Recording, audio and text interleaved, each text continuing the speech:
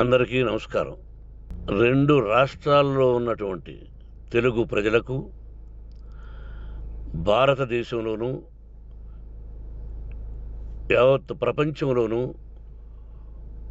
ఉన్నటువంటి తెలుగు, మిగతా భాషలలోని అభిమానులకు, నా శ్రేయోభిలాషులకు, ఆత్మీయులకు, ప్రజాప్రతినిధులకు, 2 రాష్ట్రాల ముఖ్యమంత్రులకు, మీడియా ప్రతినిధులకు నా హృదయపూర్వక నమస్కారాలు.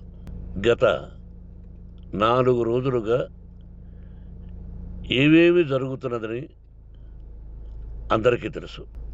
ముఖ్యమంత్రులు కూడా తెలుసుంటుంది. ఎందుకంటే వాళ్ళు ఎన్నో సమస్యలతో తలమునకలై ఉంటారు.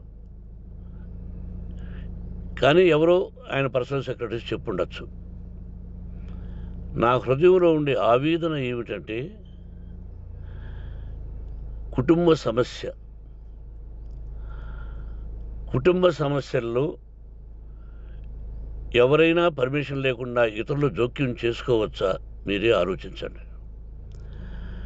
100కి 100% అనాల్సిన అవసరం లేదు. కనీసం 95-99% కుటుంబ సమస్యలు ఉంటూ ఉంటాయి. అంటే మేమంతా నటులం కాబట్టి మా విషయాలు, పాపులర్గా ఉన్నటువంటి రాజకీయ నాయకుల విషయాలు, కొంతమంది ఉన్నవి లేనివి, లేనివి ఉన్నవి చెబుతూ ఉంటారు. చెప్పేవాడు కూడా ఆలోచించాలి, వాళ్ళ మనసులు, వాళ్ళ కుటుంబ సమస్యలు అని. ఇదంతా ప్రజలకు తెలుసు. కానీ ఎందుకులే మన పనులు మనం చేసుకుందాం అని అందరూ సైలెంట్గా ఉన్నారు. ఇప్పుడు ప్రజలకు కూడా, కొంతమంది రాజకీయ నాయకులు కూడా ఆలోచించుకోవాల్సిన విషయం. విజువల్స్ చూడండి, టీవీల్లో వస్తున్నాయి, సోషల్ మీడియాలో వస్తుంది. రాత్రి 8 గంటలకు గేటు తోసుకుని నా బిడ్డ మనోజ్ కుమార్ వచ్చాడు. అది రైటా రాంగా పర్సనల్ విషయం, తర్వాత మాడుకోవచ్చు. పత్రికాధిపతులు, అది పత్రికా సోదరులు 4 రోజుల నుంచి నా ఇంటి ముందు మనుషులను పెట్టుకొని, వ్యాన్లు పెట్టుకొని అలా ఉండడం ఎంతవరకు న్యాయం? నేను అప్పటికీ బయట పోతున్నప్పుడు చెప్పాను, అందరికీ నమస్కారం అయ్యా, మీకు కుటుంబ సభ్యులు ఉన్నారు, దయచేసి నా సమస్యను నేనే పరిష్కరించుకుంటాను నా బిడ్డలతో, దీన్ని చిలవలు పరవలు చేయొద్దండి, దయచేసి నన్ను గౌరవించండి, నేను ప్రజలకు ఏం చేస్తున్నాను ఒక విద్య ద్వారా అనేది మీకు తెలుసు. నటుడిగా మీ అందరికీ తెలుసు. ఒక రాజ్యసభ సభ్యుడిగా మీకు తెలుసు. ఎంత క్లీన్ చిట్టుతో వచ్చానో రాజ్యసభ సభ్యుడిగా. నా హృదయంలో ఉండే ఆవేదన చెప్పనలవే కాదు, మీకే చెప్పాలి. ఈ రోజున ఈ మీడియా సోదరులు ఎంత కల్పితాలు, ఎంత నెగటివిటీ నన్ను గురించి చెప్తున్నారో మీ అందరికీ తెలుసు. దానికి నేను బాధపడడం లేదు.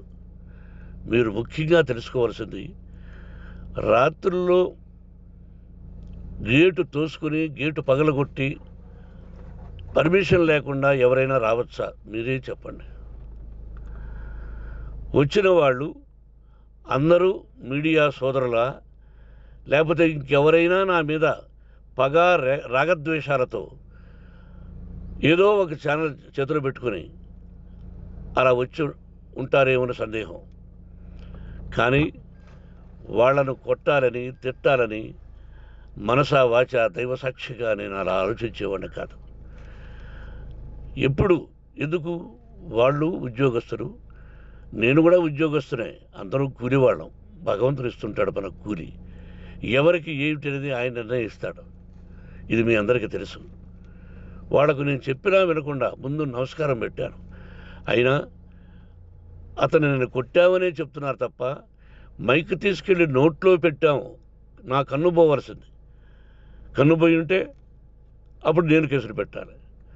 అది నా కన్ను పోలేదు, కొంచెం తగిలింది కంటి కింద, నేనే ఎస్కేప్ అయ్యాను. లేకపోతే నా జీవితం గుడ్డిదయ్యేది.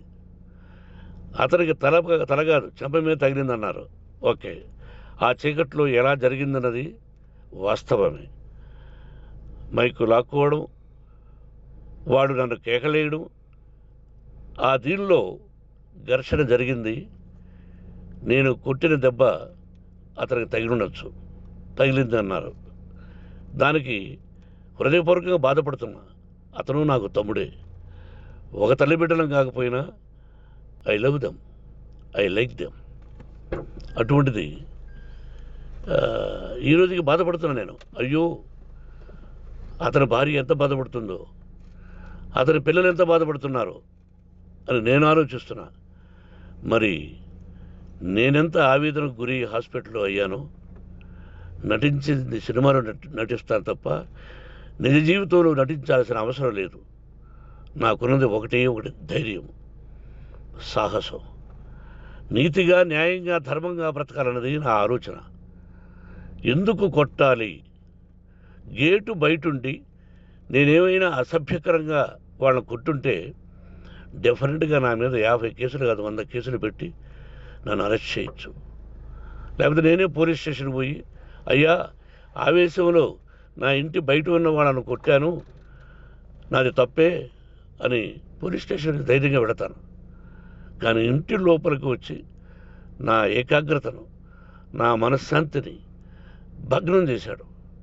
ఆల్రెడీ నా బిడ్డ చేస్తున్నాడు. అయినా నీ కన్నబిడ్డ, ఎప్పటికీ నీ కన్నబిడ్డే.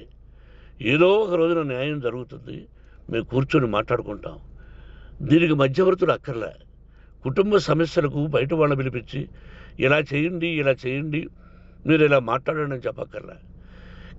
కట్టు బట్టలతో మద్రాసుకు వెళ్ళేవాడిని. ఆల్రెడీ మీకు చెప్పాను. పైసా లేకుండా కట్టుబట్టలతో, చెప్పులు సగం కింద అరిగిపోయి అలా వెళ్ళినవాడిని.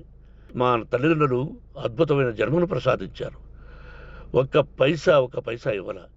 నా కష్టార్జితంతో నేను సంపాదించి ఈ రోజు నేను కులమతాలకు అతీతంగా 25% ఫ్రీ ఎడ్యుకేషన్ ఇస్తూ, నా స్థాయిలో నాకు తగిన సహాయం చేసుకుంటూ, వరద బాధలు వచ్చినా, ఇంకోటి వచ్చినా, అన్నయ్య ముఖ్యమంత్రిగా ఉన్నప్పుడు కూడా ఎన్నో చేశాను. బట్ అవి మర్చిపోయి ఈరోజు కొట్టింది మాట్లాడుతున్నారు. ప్రజాప్రతినిధులారా, నా అభిమానులారా, తెలుగు ప్రజలారా, తమిళ, మలయాళం, కన్నడ అభిమానులారా, ఆలోచించండి.